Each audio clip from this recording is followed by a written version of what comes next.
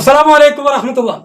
ചില ആളുകളുണ്ട്, അവരിങ്ങനെ വാട്സപ്പിൽ ഗ്രൂപ്പ് ഉണ്ടാക്കി അതിന് കുറേ ഉപദേശങ്ങളൊക്കെ നൽകി കുറേ സ്ത്രീകളൊക്കെ അതിക്ക് ആഡ് ചെയ്ത് അവങ്ങനെ കിട്ടുന്ന രൂപത്തിലൊക്കെ അവൻ്റെ സൈക്കോളജിയും കാര്യങ്ങളും പറഞ്ഞു കൊടുത്ത് ഓൻ തന്നെ ഒരു ഷെയ്ഖായി.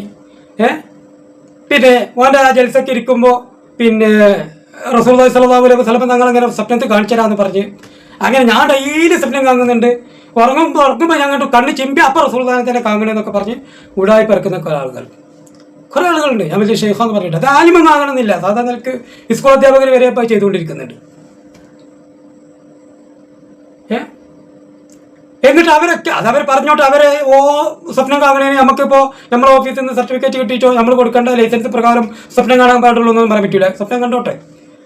പക്ഷെ സ്വപ്നം കാണുന്ന ഫലായിൽ പറയുമ്പോൾ മറ്റുള്ള കള്ളത്തൊരീക്കത്തുകാരുടെ മജ്ലിസിൻ്റെ ഫലായിൽ പറയുമ്പോൾ ഇവിടെ ദീന് പറയുകയും പഠിപ്പിക്കുകയും ചെയ്യുന്ന ഇമാമുമാരുടെ കിതാബ് നോക്കി മഹാന്മാരാകുന്ന ഇമാമുമാർ എങ്ങനെയാണോ മനസ്സിലാക്കിയത് അതുപോലെ ദീൻ മനസ്സിലാക്കി മറ്റുള്ളവരോട് പറഞ്ഞു കൊടുക്കുന്ന ആലിമ്യങ്ങളെ കൊച്ചാക്കിക്കൊണ്ടിരിക്കുകയാണ്.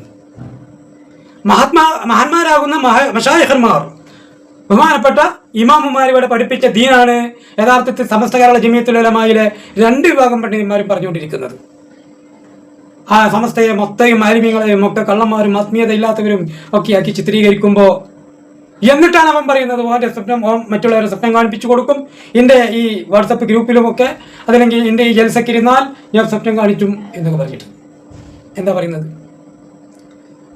മൊത്തം ആലിമി എന്ന് പറയണില്ല, 1-2 ആൾക്കാരെ പേര് പറഞ്ഞിട്ട് ഓന് പരിചയമുള്ള 1-2 ആൾക്കാരെ പറഞ്ഞിട്ട് ഓലി ഇഖ്ലാസുള്ളവനാണ്, ബാക്കിയുള്ളവരൊക്കെ മോശക്കാരാണ്. എന്നാലേ ഓൻ ആ 2 ആളെ പറ്റിയേ പഠിച്ചിട്ടുള്ളൂ. അതുകൊണ്ട് ഓനക്ക് 2 ആൾക്കും മനസ്സിലായി. ബാക്കി 38 ആളും കൂടി പഠിക്കാൻ നോക്കണോ, അപ്പം എനിക്ക് മനസ്സിലാവും ഈ പറഞ്ഞ 40 ആൾക്കാരും മുഖ്ലിസീങ്ങളാണ്. ഇജ് 2 ആളെ പഠിച്ചു അവർ കുറ്റമറ്റവരാന്ന് എനിക്ക് മനസ്സിലായി. ബാക്കി 38 ആളെ പഠിച്ചിട്ടില്ല എന്ന് മനസ്സിലാക്കേണ്ടത്. സമസ്ത കേരള ജമിയത്തുൽ ഉലമ ഏത് കള്ളത്തൊരീക്കത്തിന് എടുക്കുമ്പോഴും കള്ളത്തൊരീക്കത്തിന്റെ ചർച്ച വരുന്നു പിറ്റേന്നും പേറ്റോനെന്ന് പറയല്ലേ ചെയ്യുന്നത്.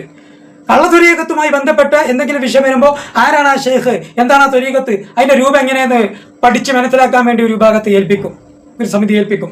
ആ സമിതി അവരെ പറ്റി രാവന്തിയോളം മുഴുവൻ ചർച്ച ചെയ്ത് തീരുമാനിച്ചിട്ടാണ് അതിൽ ഇന്നതാണ് വിഷയം എന്ന് മനസ്സിലാക്കിയിട്ടാണ് ആ ത്വരീക്കത്തിനെതിരെ തീരുമാനമെടുത്താൽ.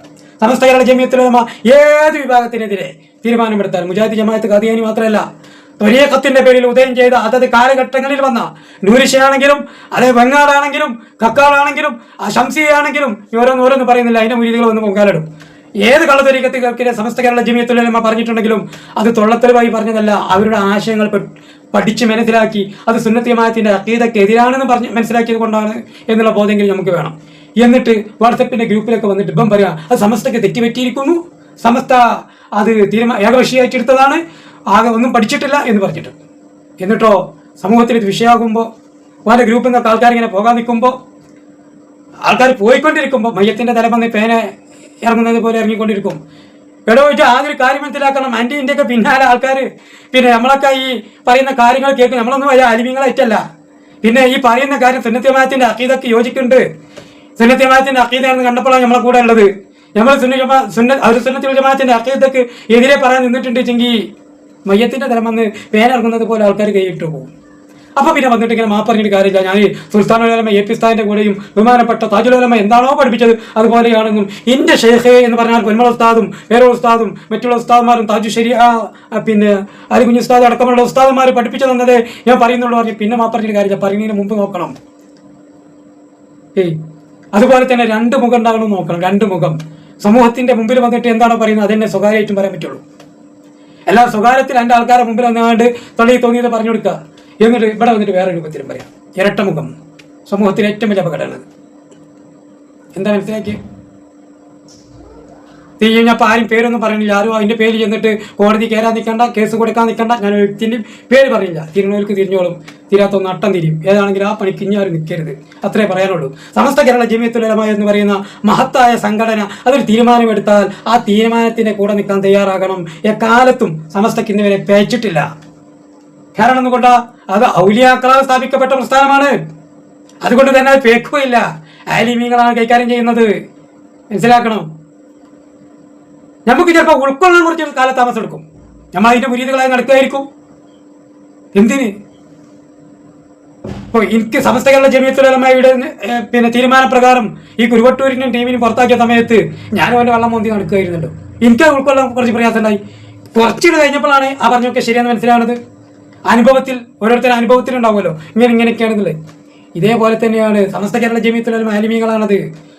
അവരാ പറഞ്ഞത് ചിലപ്പോൾ അവരെ ബുദ്ധി നമ്മളെ ബുദ്ധിയും തമ്മിൽ ഉള്ള വൈദൂരം എത്രയാണോ അത്രയും വൈദൂരം വെച്ചിട്ട് പറഞ്ഞത് ഉൾക്കൊള്ളാൻ ചിലപ്പോൾ പ്രയാസം ഉണ്ടാവും. അപ്പോൾ എനിക്ക് മനസ്സിലാക്കേണ്ടത് അവരാ പറഞ്ഞത് എൻ്റെ ബുദ്ധിക്ക് ഉൾക്കൊള്ളാൻ കഴിയുന്നില്ല എന്നും എൻ്റെ ബുദ്ധി അതിലേക്ക് വരുന്ന സമയത്ത് ഉൾക്കൊള്ളാൻ കഴിയുള്ളൂ എന്ന് മനസ്സിലാക്കണം. കാരണം അത് ആലിമീങ്ങളാണ്, നമ്മൾ ജാഹിലീങ്ങളാണ്. ആലിമീങ്ങളുടെ തീരുമാനത്തിനെ അനുധാവനം ചെയ്യാനാണ് ജാഹിലീങ്ങളായി നമുക്കുള്ള ഉത്തരവാദിത്തമുള്ളൂ.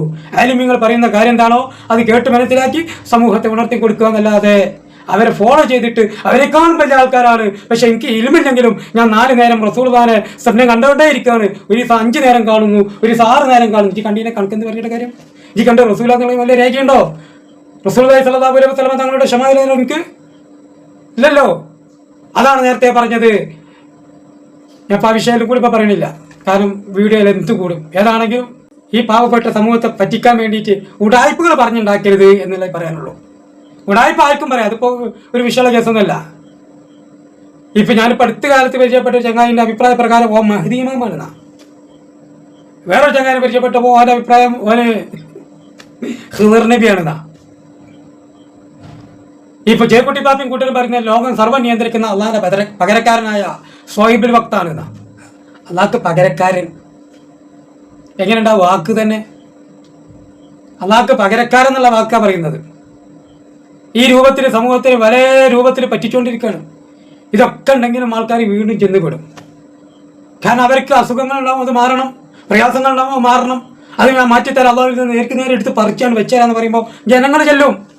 എന്നിട്ട് അടുത്ത കാലത്ത് ദിവ്യഗർഭത്തിന്റെ പേരിൽ ഞാൻ എനിക്ക് ദിവ്യഗർഭം ഉണ്ടാക്കി തരാൻ ഞാൻ ഒരുത്തം വിളിച്ച് വരുത്തിയിട്ട് പീഡിപ്പിച്ചു പറഞ്ഞ കേസ് കൊടുത്തിട്ട് എന്താ കാര്യം? ഇതൊക്കെ ചിന്തിക്കണ്ടേ?